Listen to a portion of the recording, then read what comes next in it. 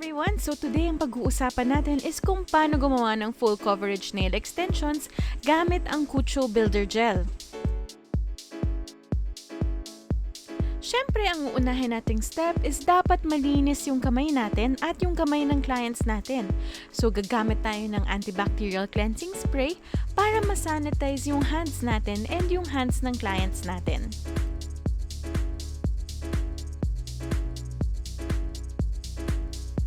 Next, ilabas na ang mga Cuccio Master Metal implements natin dahil magne-nail prep na tayo. So dito sa step na to, kailangan natin ma-push ang cuticles, ma-remove ang dry skin, at ma-shape natin ang natural nails. Huwag din kakalimutan, maglalagay din tayo ng dehydrator at primer para mas kumapit yung enhancement natin.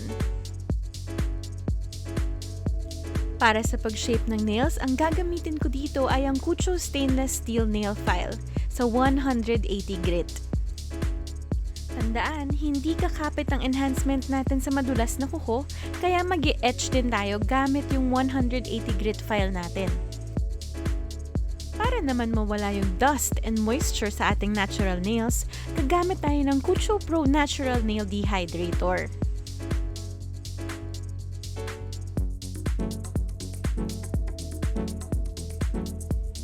At para naman mas kumapit yung enhancement na ilalagay natin, gagamit tayo ng Cuccio Primer Pen.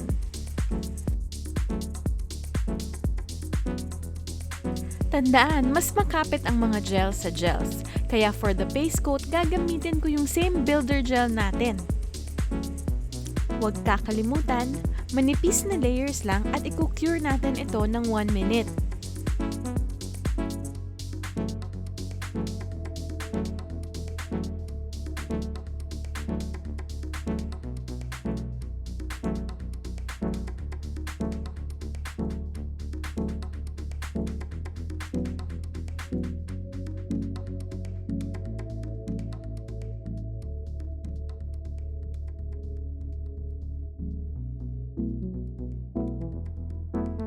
Huwag kakalimutan, dapat bago pa tayo mag-start ng service natin, na measure na natin ang nail tip sa kuko ng client.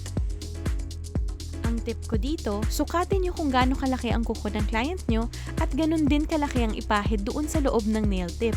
Tapos maglagay ng konti doon sa dulo ng tips natin.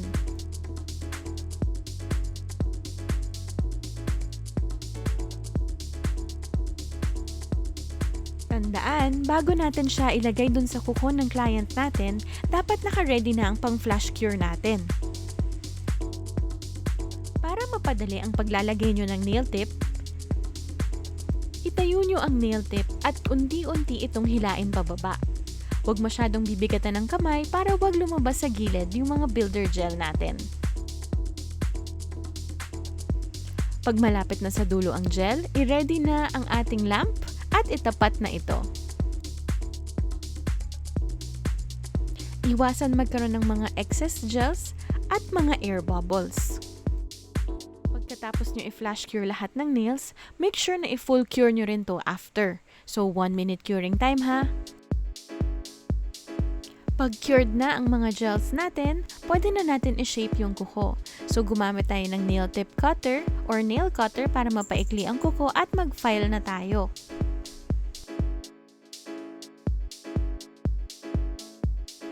Minsan, hindi natin maiiwasan na may mga lumagpas na gels, kaya kukunin na natin ang Max Pro 35K portable e-file natin at tatanggalin natin ito. Pwede rin tayong gumamit ng sanding band para ma-file natin ang buong kuko bago tayo maglalagay ng base coat.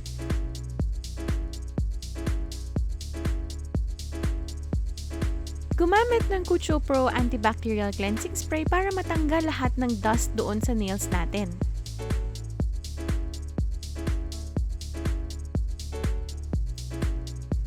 Para mas matibay ang enhancement, gumagamit ako ng Cuccio Builder Gel as my base. Para na rin to maging reinforcement ng aking extensions.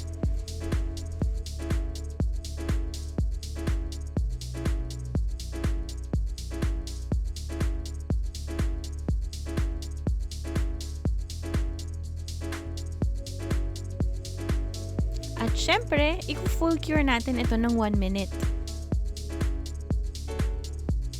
Once it's cured, pwede na tayo maglagay ng ating color.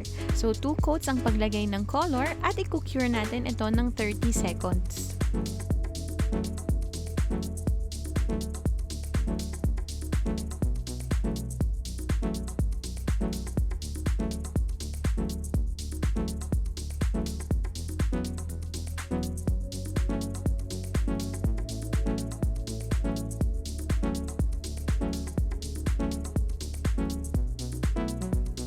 Malapit na tayo matapos, maglalagay na lang tayo ng no cleanse top coat at cuticle oil at tapos na ang ating service.